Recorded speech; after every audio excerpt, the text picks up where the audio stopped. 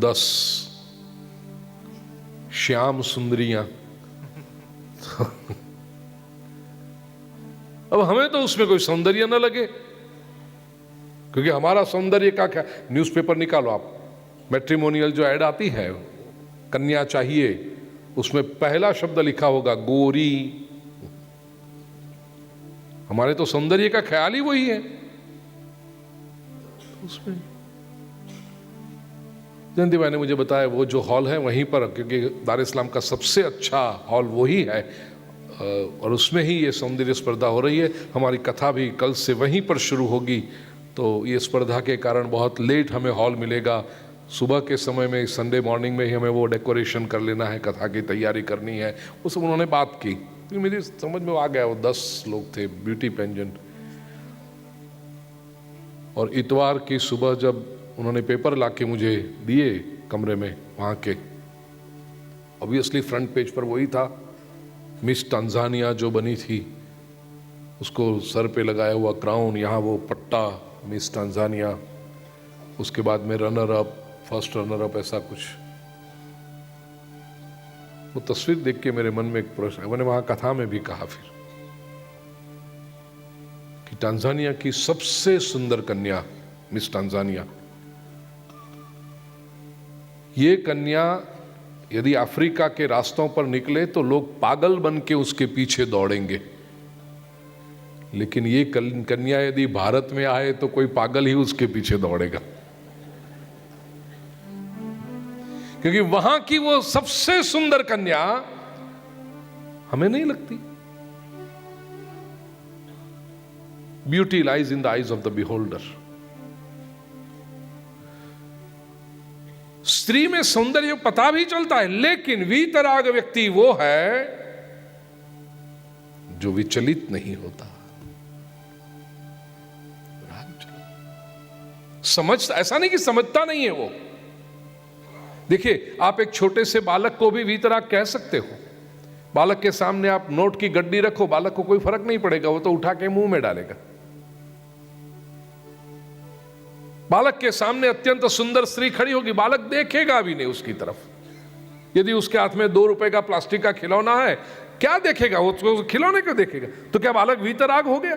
उसको कंचन और कामिनी से मोह नहीं है, ऐसी बात कहोगे आप? नहीं, वो अज्ञानी है, अभी उसको पता ही नहीं चलता है क्या है। महापुरुष वो है, वीतराग वो है जिसको पता है, संपत्ति का मूल्य भी पता है, स्त्री के सौंदर्य का भी, और स्त्री के लिए पुरुष, स्त्री भी वीतरागी हो सकती है। लेकिन स्थिरता, वो वीतराग है। वीत भय, जिसका भय चला गया। प्रिय स्वजनों, राग किसे कहेंगे?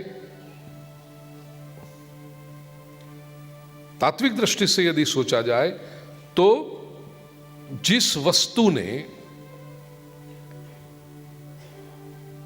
इंद्रिय सुख दिया है या मानसिक सुख दिया है, सेंशुअल और मेंटल हैप्पीनेस जिसने दी है, वो वस्तु, वो व्यक्ति, वो विषय बार बार मिलता रहे, यह अपेक्षा, उसे कहते हैं राग। तो आपको केवल कंचन और कामिनी के प्रति राग हो आवश्यक नहीं है, आपको कचौड़ी के प्रति भी राग हो सकता है, आपको गुलाब जामुन के प्रति भी राग हो सकता है।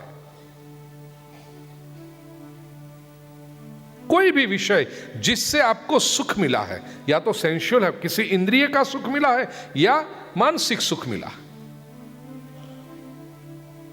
वो बार बार आता रहे, इसे कहते हैं राग।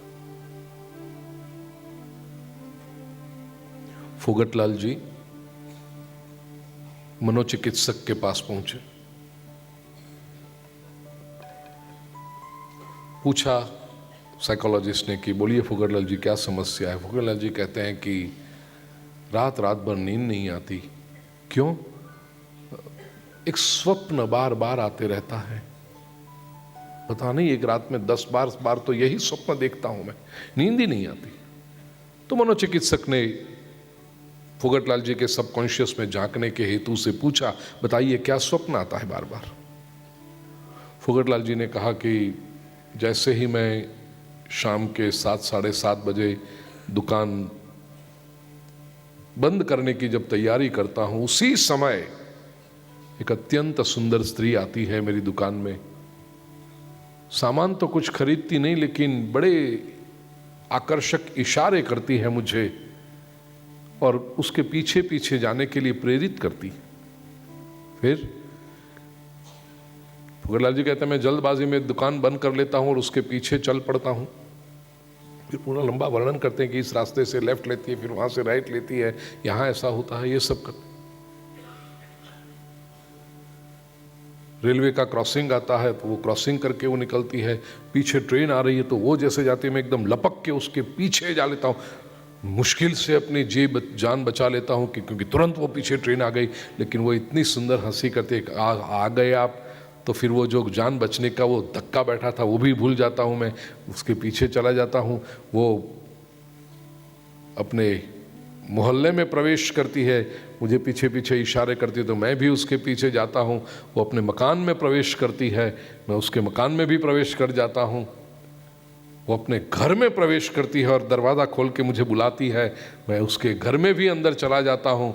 और फिर अंदर वो जब उसके शयन कक्ष में, वहाँ पर भी वो खोल के मुझे कहती है आओ, और मैं जैसे ही उसके बेडरूम में प्रवेश करने का प्रयास करता हूं, वो तबाक से दरवाजा बंद करती है, मेरे नाक पे इतनी बड़ी चोट लगती है और मैं जाग जाता हूं। मनोचिकित्सक ने कहा oh so this is the problem. हाँ साहब, एक रात में 10-10 बार ये स्वप्न आता है, रात भर जागते रहता हूं, सो नहीं सकता हूं। मनोचिकित्सक ने पूछा तो बताइए फोगटलाल जी आप चाहते क्या है कि ये स्वप्न बंद हो जाए, वही ना? फोगटलाल जी कहते हैं नहीं, वो दरवाजा बंद न करे।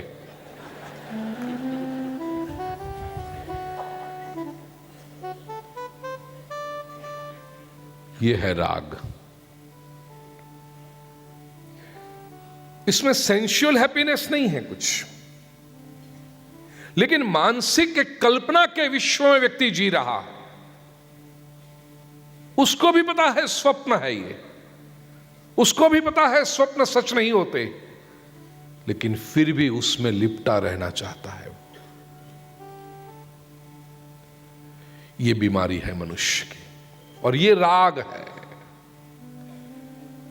कि जिससे सुख मिला है या सुख की भ्रांति हुई है, वो विषय, वो वस्तु, वो व्यक्ति बार बार मिलते रहे।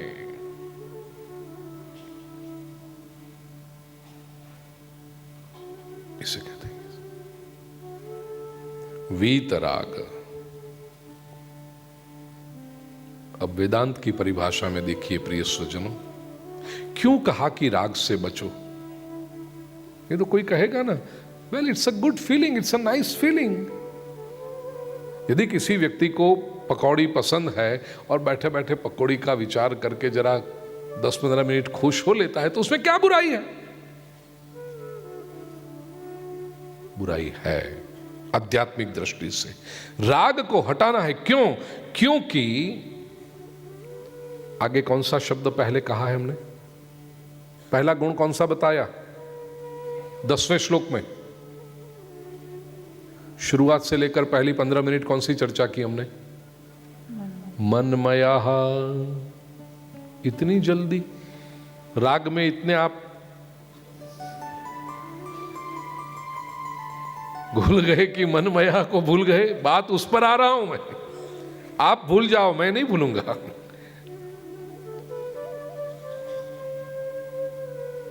राग को वेदांती महापुरुषों ने इसलिए दुश्मन माना अध्यात्म का। क्यों?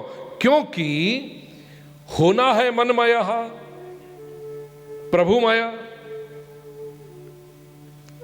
ध्येय क्या है? सर्वत्र हरिदर्शन। और राग जब आता है तो वो सर्वत्र हरिदर्शन को हटा के सर्वत्र विषय दर्शन कराता है।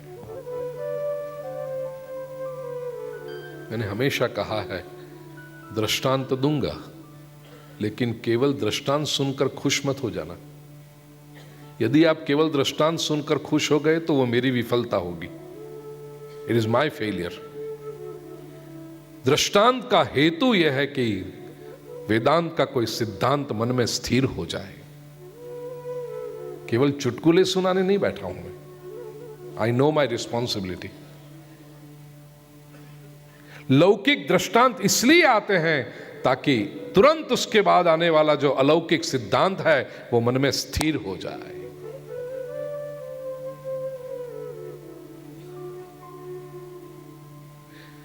राग जब तक मन में होता है तो तन्मयता में बाधा पड़ती है, हम तन्मय हो नहीं सकते। इसलिए श्री कृष्ण जो विश्व के सबसे बड़े मनोवैज्ञानिक हैं कहते हैं वीतराग। विराग नहीं कहा, कह सकते थे चाहते तो, लेकिन प्रभु को पता है कि जैसे राग नचाता है ऐसे विराग भी नचाता है। विराग में तो सप्रेशन है, विराग में दमन है। जैसे स्प्रिंग छूटेगी उड़ेगी 3 गुना जोर से, तो वो नहीं चलेगा। वीतराग, one who has gone beyond it. सर्वत्र हरिदर्शन। भय, वीतराग, वीत भय। भय क्या है? कल हमने थोड़ा सा इस विषय को स्पर्श किया था। द्वितीयाद वै भयम। भय किससे होता है? दूसरे से। भय किससे होता है? परायेपन से। अपना कोई व्यक्ति हो उससे भय लगेगा आपको? कभी भी कभी नहीं लगेगा।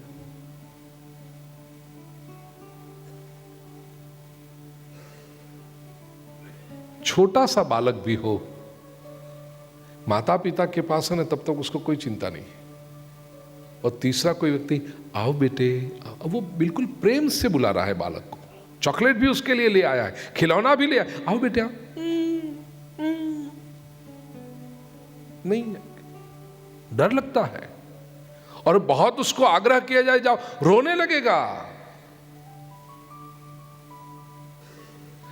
सामने वाला बुरा हो न हो वो सेकेंडरी बात है, मुझे वो पराया लगता है, इसलिए वो भय का कारण है।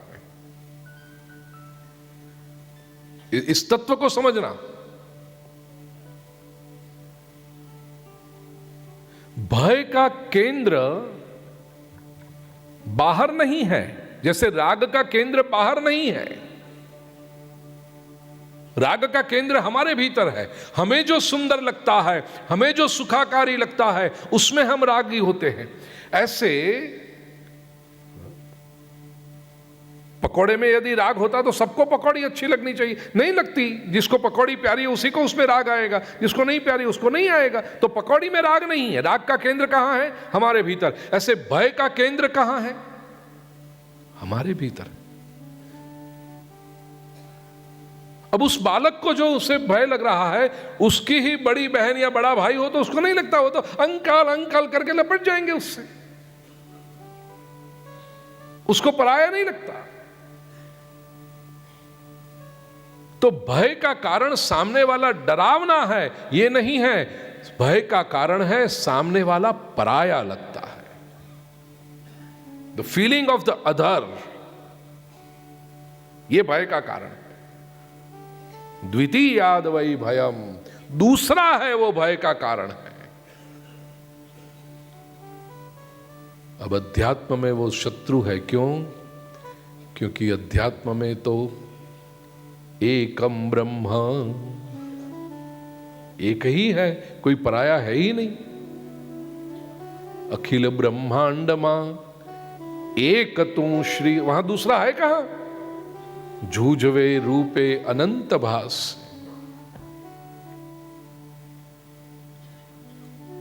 सभी आकारों में एक निराकार बसा हुआ है। वो जिसको दर्शन हो गया, अब भय का स्थान ही चला गया। इसलिए वीत भय।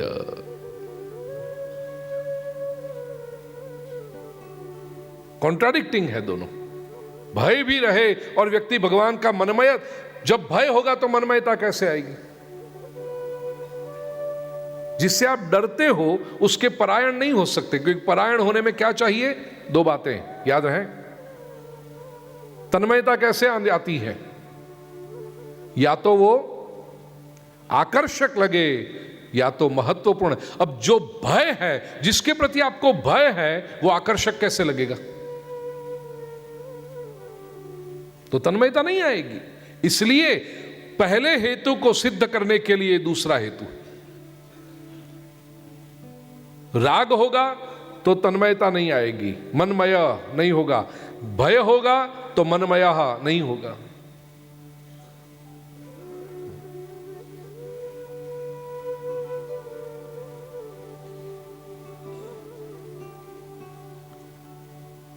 जो पत्नी पति से डरती हो, मतलब ऐसा होता नहीं है, ये तो दृष्टांत के लिए, होता नहीं ऐसा कभी।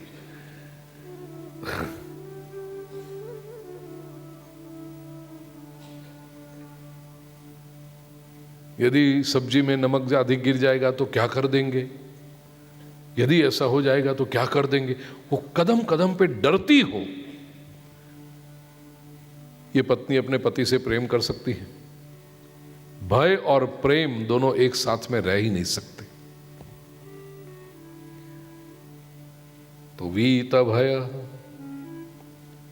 और तीसरा कहा वीत क्रोध। क्रोध भी बीत जाना चाहिए। क्रोध का स्रोत क्या है? क्रोध के दो स्रोत हैं। एक, हमारी कामना में जो विघ्न रूप बने उसके प्रति क्रोध आता है। हमारी कोई इंटेंस डिजायर हो और उस डिजायर को रोके, उसके प्रति क्रोध आता है। और दूसरा, कोई मेरा बिगाड़ रहा है, कोई मेरा नुकसान कर रहा है, ये जब लगे तो उसके प्रति क्रोध आता है। क्रोध के ये दो स्रोत हैं। अब सर्वत्र हरिदर्शन जिसको करना, वहां कौन बिगाड़ने वाला हो सकता है?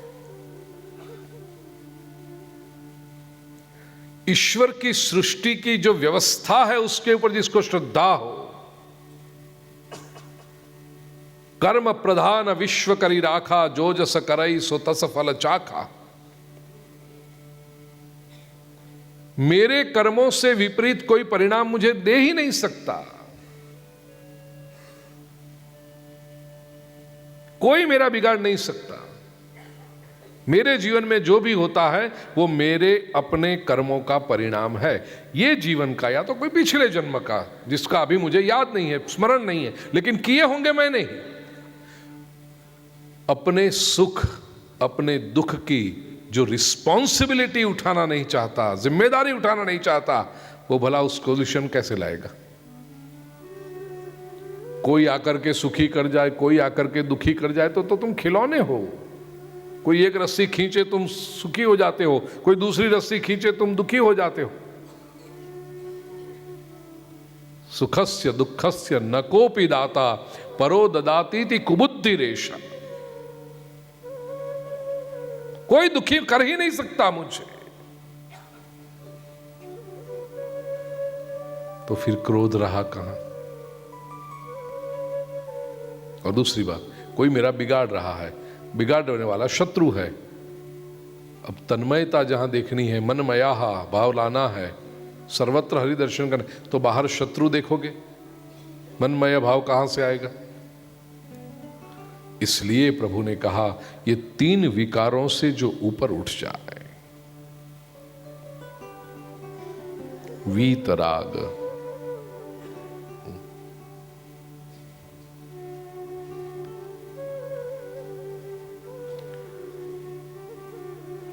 हमेशा के लिए चले गए। देखिए, ये तीन भाव ऐसे हैं, परेशान सबको करते हैं लेकिन हमेशा नहीं होते। इस समय आप बैठे हो, आपको कोई राग नहीं है, आप विरागी हैं अभी, लेकिन वीतरागी नहीं है। यहां बैठे हो भगवत गीता का प्रवचन सुनने के लिए, आपको कोई भय नहीं है, डर नहीं है। लेकिन ऐसा नहीं कि आपको भय की भावना चली ही गई हमेशा के लिए। कोई एक परिस्थिति विशेष ऐसी है जिसमें आपको भय नहीं है अभी, और इस समय आपको क्रोध नहीं है। लेकिन इससे ये नहीं मान सकते कि हमेशा के लिए क्रोध चला गया। अब तो वीत शब्द बड़ा महत्वपूर्ण है। हमेशा जैसे मूल से चला गया, वो रूट आउट हो गया। ईश्वर प्राप्ति के लिए, परमात्मा के अनुभव के लिए यह अत्यंत आवश्यक है।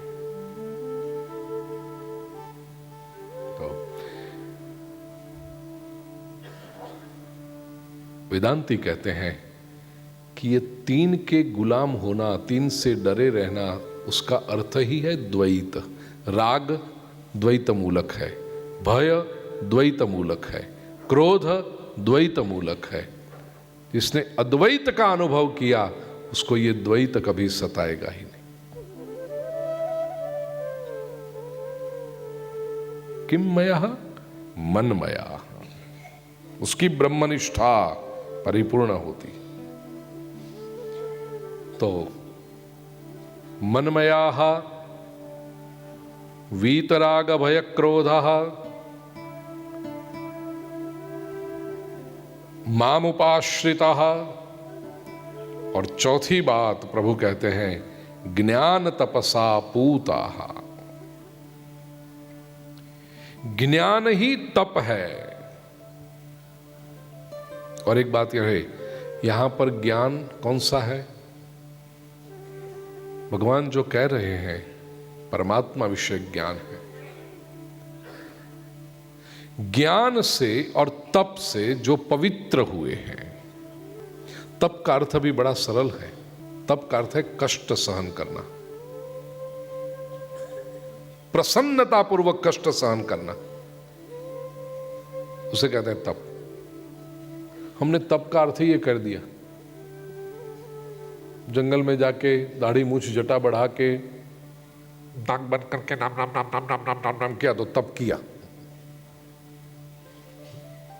ये गलत धारणा है। स्कूल कॉलेज में देखो, जैसे जो एनुअल डे आता है ना, उसमें कल्चरल प्रोग्राम करते हैं, सांस्कृतिक कार्यक्रम। और उस सांस्कृतिक कार्यक्रम में कोई प्राचीन अपनी कोई कथा का मंचन करना हो, डांस बैले ऐसा कुछ, और उसमें एक ऋषि का पात्र है।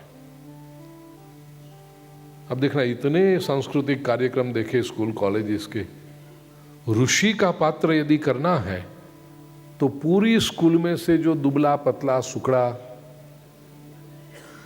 लड़का होगा ना, उसको ढूंढेंगे, ऋषि उसको बुना। क्यों ऋषि हेल्दी नहीं हो सकते? ऋषि मतलब दुबले पतले सुकड़े, और उसको भी ऊपर से वो सफेद जटा पहना दी, सफेद मूछें, सफेद दाढ़ी। क्यों ऋषि हैंडसम नहीं हो सकते? ये देखो,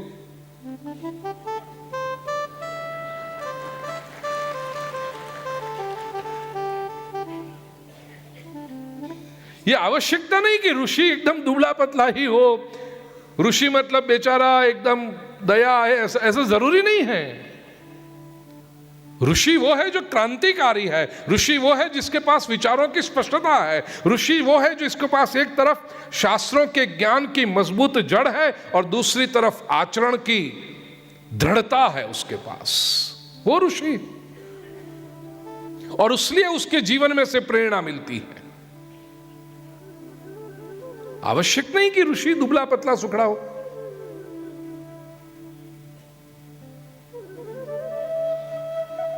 और उसको सिखा के पेड़ के नीचे एक पैर पे, क्यों ऋषि कभी दो पैर पे खड़े नहीं होते? हमने कैसी धारणाएं बनाई।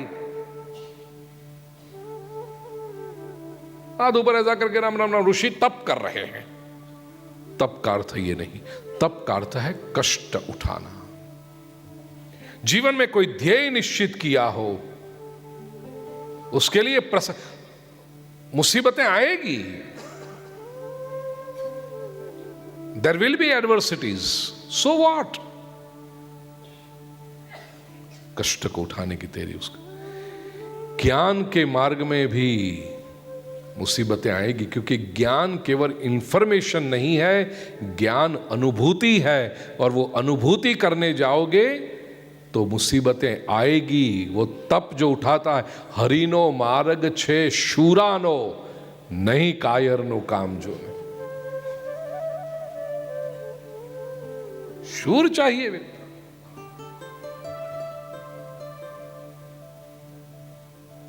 ज्ञान तपसा पूता,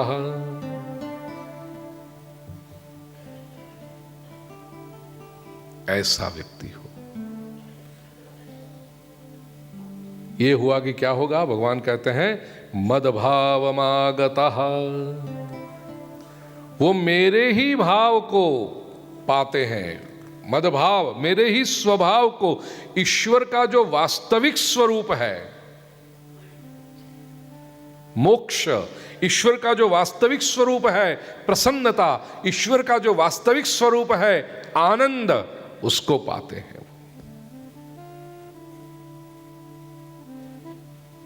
मदभाव,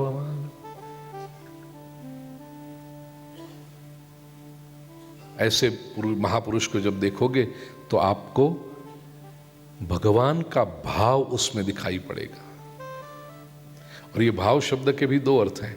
एक भगवान की झांकी, कि प्रभु का दर्शन कब हो पता नहीं, लेकिन प्रभु जब होंगे तो ऐसे होंगे। आप गुजरात में बहुत सरस शब्द है अणसार, आवा हशे जब प्रभु मिलेंगे तो ये भाव दिखाई पड़ेगा। दूसरा, भगवान की ओर से हमें जो भाव, हमें जो प्रेम मिलेगा, वही उसकी झांकी इस महापुरुष से होती है। कि वो महापुरुष हमें जो प्रेम कर, निरपेक्ष प्रेम करता है, निराकांक्ष प्रेम करता है, उससे पता चलता है कि ईश्वर हमें कितना निरपेक्ष प्रेम कर रहा है। मदभावमागता।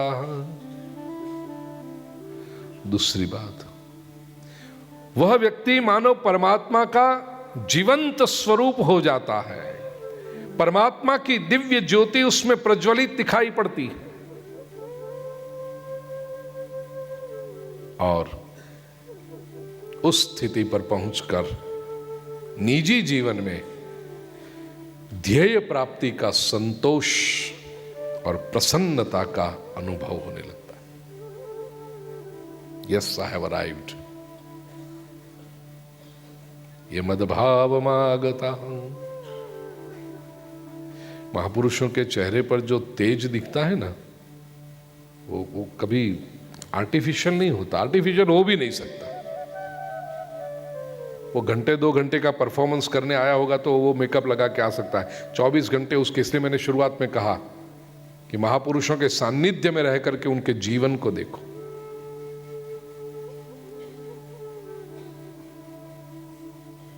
वो तेज जो आता है चेहरे पर, मदभावमागतः का तेज है। ईश्वर का जो दिव्य स्वरूप है,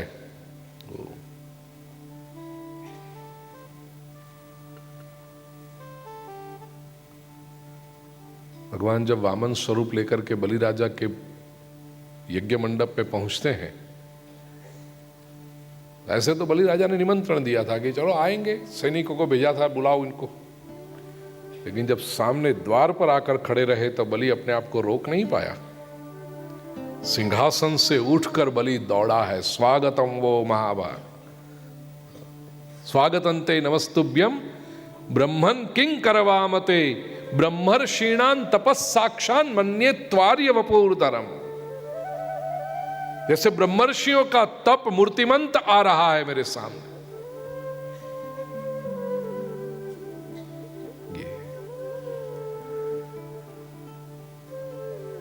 अब बिल्कुल प्रैक्टिकल बात हमारे जीवन को स्पर्श करती हूं। भगवत गीता के उपदेश को जो अपने जीवन के आचरण में रखना चाहते हैं, उस साधक को चाहिए कि इतने प्रश्न अपने आप से पूछे। ज्यादा प्रश्न नहीं है, 4, जो 4 गुण प्रभु ने बताए वो 4 प्रश्न है। पहला प्रश्न मनमया के ऊपर, क्या मुझे सर्व जगत प्रभुमय दिखता है? Do I see God everywhere? पूछिए। या दूसरे पदार्थ, दूसरे भोग, दूसरे विषय भी दिखते हैं? शब्दों का खेल करके जरा कहूं तो विश्व मनमय लगता है या विश्व में मनमथ दिखाई पड़ता है? मनमथ, काम। ये पहला प्रश्न है, पूछिए अपने आप से और परसेंटेज दीजिए कि भाई 10% मुझे भगवान दिखाई पड़ते हैं, 90% नहीं दिखाई पड़ते, तो इतनी दूर हैं आप मद्भावमागतः से। कोशिश करें अधिक से अधिक जगहों पर प्रभु दर्शन करते रहें। दूसरा, मैं जीवन में केवल भगवद आश्रय लेता हूं या अन्य का आश्रय भी लेता हूं? पूछिए अपने आप से।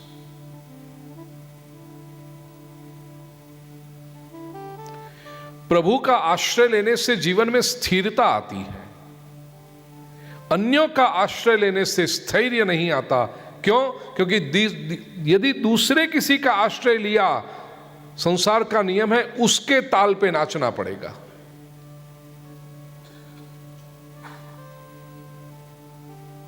मैं केवल भगवान का आश्रय, दूसरे किसी का आश्रय लिया तो उसको खुश रखना पड़ेगा। बिरबल के जीवन में अच्छा एक दृष्टांत है। अकबर और बिरबल निकले थे, उस समय नियम था, राजा जो अच्छे राजा थे वो निकलते थे प्रजा में जाकर के, गांव-गांव में जाकर के वहां उनकी जो कोई समस्या होती थी वो दूर करते थे। इंफ्रास्ट्रक्चरल कोई आवश्यकता हो तो वहीं पर लोग आके कहते कि ऐसा चाहिए, यहाँ पर कुआं खुदवाना है, यहाँ पर ये मंदिर बनवाना है, तो वहीं के वहीं बादशाह कह देते कि हो जाए, कर दो, व्यवस्था हो जाए। कोई झगड़ा फिसाद हो तो वहां आकर के वहीं का वहीं फैसला हो जाए। सब लोग राजधानी तक, दरबार तक नहीं पहुंच सकते, तो राजा सब तक पहुंचता था उस समय में। निकले थे ऐसे, और उसमें पूरे रॉयल पैराफर्नेलिया के साथ 2-2, 3-3 महीने तक घूमते थे राजा, कैंपिंग करते अलग अलग जगह पे। हुआ ये कि भोजन में बिरबल हमेशा अकबर के साथ में रहता। बैंगन की सब्जी परोसी गई और बड़ी अच्छी बनी थी उस दिन। तो अकबर ने बैंगन की सब्जी की प्रशंसा की कि वाह वाह बिरबल, क्या बैंगन है। बिरबल ने कहा, बादशाह बैंगन यानी बैंगन। भीतर हलवाई जो था, रसोईया, उसने सुन लिया कि बैंगन पसंद आए, तो उसने दूसरे दिन भी बनाए, अच्छे बने। बादशाह ने प्रशंसा की, बिरबल बैंगन तो आज भी बहुत अच्छे बने। बिरबल ने कहा, बादशाह बैंगन के बिना तो भोजन अधूरा है। तीसरे दिन बनाए, वो भी अच्छे बने थे। बार बार बादशाह ने आज भी प्रशंसा की कि बिरबल बैंगन तो, बादशाह ये विस्तार ऐसा है, यहां तो बैंगन सब्जियों का राजा है बैंगन। चौथे दिन, 5वें दिन रोज प्रशंसा होती थी। एक बार बिरबल ने कहा, बादशाह बैंगन के बिना तो भोजन अधूरा है।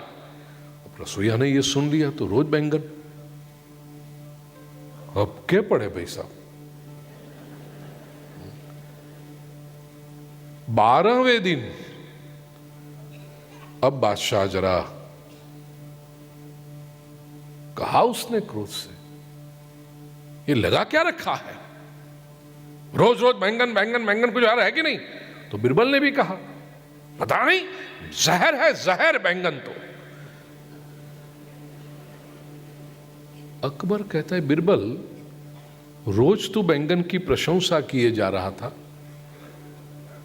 और आज अब तू कहता है बैंगन जहर है। बिरबल ने कहा, बादशाह मैं आपका सेवक हूं, बैंगन का नहीं। आप यदि बैंगन की प्रशंसा करोगे तो मैं भी करूंगा, आप यदि निंदा करोगे तो मुझे बैंगन से क्या लेना देना, मुझे तो आपको खुश रखना है। कहने का आशय, आश्रय किसका लिया है? जिसका आश्रय आपने लिया है, जिसको स्वामी के रूप में स्वीकार किया है, उसको प्रसन्न रखना पड़ेगा। भगवान श्री कृष्ण कहते हैं, मदाश्रया माम उपाश्रिता, इसने मेरा आश्रय लिया। तीसरा प्रश्न जो अपने आप से पूछना चाहिए, मेरे जीवन में भोग के प्रति आकर्षण, भय की संवेदना मतलब भय या क्रोध है, या वो पूर्णता से छूट गए हैं? यदि राग आकर्षण है, भय है, क्रोध है, तो मद भाव से दूरी बनी हुई है, छूटना चाहिए। रंग लाग्यो कन्हैया मने तारो, जगत बधु जाखूं दिसे, तारा प्रेम नो प्रसाद में तो चाख्यो, विषय रस फीको। प्रभु तेरे सौंदर्य से इतना अभिभूत हूं, संसार की निंदा नहीं करना चाहता, लेकिन इतना कह दूं प्रभु, संसार मुझे आकर्षित भी नहीं कर सकता। राग नहीं है, कोई अच्छी बात आएगी, ठीक है, स्वीकार करेंगे, तिरस्कार नहीं करेंगे उसका। जला दो जला दो जला दो ये दुनिया, मेरी नजरों के सामने से हटा दो ये दुनिया, ऐसा नहीं कहेंगे हम।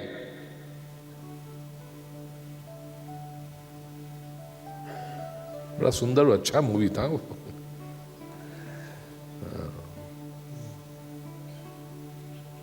ऐसा नहीं कहेंगे हम कि जला दो ये दुनिया, नहीं, अच्छी है दुनिया, लेकिन आकर्षण तो तेरे से,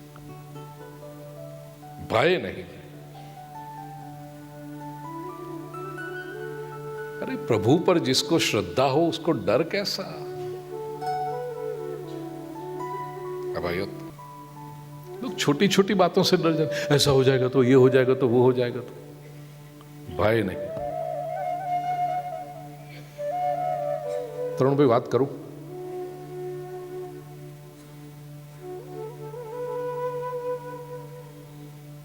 ऐसे बहुत लोग हैं, लेकिन आज सामने बैठे हैं इसलिए मैं कहूं, गुजरात में अहमदाबाद में अभयत्व का प्रतीक मैंने जो देखा है वो तरुण बारोट यहां पर, यहां सामने 12-15 वर्षों से परिचय है, बराबर तरुण भाई? इस आदमी के जीवन में मैंने कभी भय नहीं देखा, इसको डरा हुआ नहीं देखा कभी।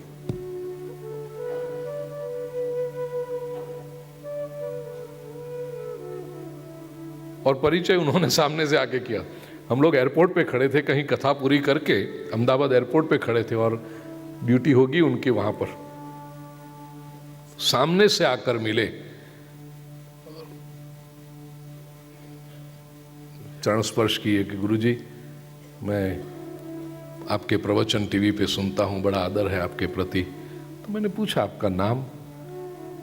उन्होंने कहा नाम बताऊंगा आप नहीं पहचानेंगे, लेकिन आपके आसपास जो खड़े हैं वो सब पहचानेंगे मुझे, जो लोग मुझे छोड़ने आए थे।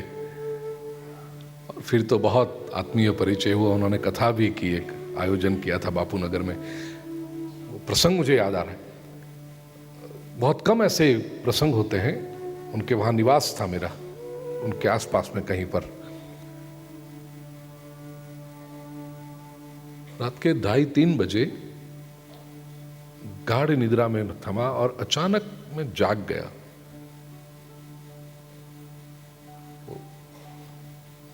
पलंग और पलंग के बिल्कुल मेरे सर के तकिए के ऊपर एयर कंडीशनर था और उसमें से धुआं निकल रहा था। पूरा कमरा धुएं से भर गया था। तो स्वाभाविक श्वास लेने में तकलीफ हो रही थी, तो एकदम जाग गया मैं। और जैसे ही जाग के मैंने देखा कि इतना धुआं उठ रहा है। कृष्ण की कृपा देखो, जैसे मैं पलंग से उठा और उठकर से खड़ा हुआ कि एसी में से बम करके आग। यदि 2 सेकंड में नहीं उठता तो शायद ये गीता, लिटरली इतना 2 सेकंड का फर्क। अचानक ऐसे उठ गया, देखा धुआं है, उठ के खड़ा हुआ और एसी में से आग लपके। नीचे जो मेरे साथ में ब्राह्मण और संगीतकार जो होते हैं उनको उठ के एकदम आए, और तरुण भाई वहां बाहर ही कहीं सोते होंगे खुले में। दौड़े हुए आए। अब कोई भी व्यक्ति जरा एयर कंडीशनर में से आग की लपटें निकल रही है, दूर रहेगा ना कि भी फायर इंजन को बुलाओ, बम्बावाड़ा ने बुलाओ, ये करो। ये आदमी सीधा पहुंच गया। पहले तो उसके प्लग के वायर को ऐसे कि मैंने कहा तरुण भाई क्या कर रहे हो, नजदीक मत जाओ। अरे गुरुजी कुछ नहीं होता, आप दूर रहो, कुछ नहीं होता। पकड़ के एकदम वायर को खींचा और पानी की बाल्टियां भर भर के, मैंने कहा भाई हमने तो स्कूल में ऐसा सीखा है कि इलेक्ट्रिसिटी की आग हो तो पानी नहीं डालते। कहे गुरुजी आप नीचे जाओ। और 10 मिनट में क्या बम्बा वाला, इसने खुद आग बुझा दी, साफ कर। उस वक्त तो मैंने तरुण भाई को देखा, तो कौन हिम्मत करेगा ऐसी। एयर कंडीशनर में से आग की लपटें आ रही हैं और उसके पास में जाकर वो वायर को, जो इलेक्ट्रिसिटी कार है उसी वायर को पकड़ के खींचना। मैंने फिर दशांति से कहा तरुण भाई ये किया, बाद में ऐसा फिर से कभी करना मत ऐसा। कहते कुछ नहीं। अभय, मेरे कहने का आशय भय नहीं है इसके। जो भी करते हैं वो अभयत्व होकर, एक निष्ठा से करते हैं, राष्ट्र की सेवा से। परिणाम वो फिजूल बातें हैं, वो सब वो चलते रहता है, प्रोसेस है वो एक। लेकिन जो निष्ठा है, अध्यात्म की परिभाषा में हम सोचें, भगवान के ऊपर यदि श्रद्धा हो, भय कैसा? वीतराग, तो व्यक्ति को सोचना है मेरे जीवन में भय है, कदम कदम पे डरते रहते हैं, ये मेरा कुछ बिगाड़ लेगा, ये मेरा कुछ छीन लेगा, इससे मुझे तकलीफ हो जाएगी, वो कुछ बिगाड़, कुछ नहीं। क्या बिगाड़ लेगा, कितना बिगाड़ लेगा? यहां से मुट्ठी में से ले जाएगा, इधर से तो नहीं ले जाएगा ना। डर काहे का? और क्रोध जिसका निकल गया, ये तो हम सब जानते हैं व्यक्ति के आध्यात्मिक विकास का लक्षण है। उसमें कितनी शांति है, कितनी प्रसन्न। छोटी छोटी बातों में जो आग बबूला हो उठता हो, उसको आध्यात्मिक थोड़ी कहेंगे। छोटी छोटी बातों में जिसका दिमाग हट जाता हो, मेरा दिमाग बहुत खराब है। तेरा दिमाग नहीं, तू ही खराब है।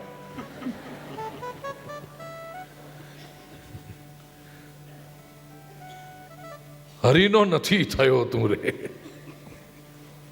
छोटी छोटी बातों में थी। वीत क्रोध। और चौथा, मेरा प्रश्न जो हमें अपने आप से पूछना चाहिए, मेरा जीवन तपोमय है? जीवन में किसी ध्येय के लिए कष्ट उठाने की तैयारी है मेरी? तो ज्ञान तपसा पूतः, ये है जो मदभाव मागतः। और यहां ज्ञान को मैं इतना भी कहूं कि उच्च कोटि का ब्रह्म ज्ञान अच्छा है, लेकिन ये श्लोक का जो संदर्भ चल रहा है वहां देखें तो जन्म कर्म, परमात्मा के जन्म कर्म दिव्य है, इतना भी यदि समझ लें ज्ञान तो भी पवित्रता है।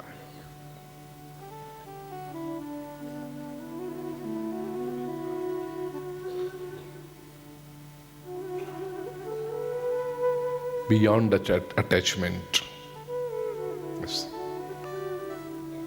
स्वस्थता मनुष्य के जीवन में आए।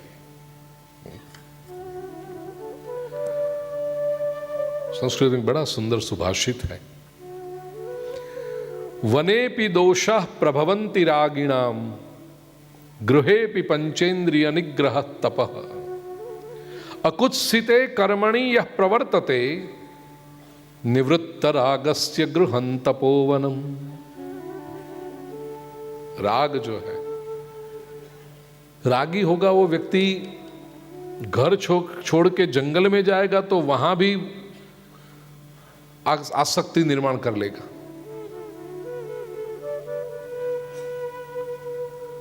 और पंचेंद्रिय का निग्रह जिसने किया होगा वो घर में रहकर भी तप कर सकता है। अच्छे कर्म यदि करो और आसक्ति न रखो तो ऐसे व्यक्ति के लिए ग्रह ही तपोवन है। ज्ञान तपसा पूतः, बड़ा सुंदर श्लोक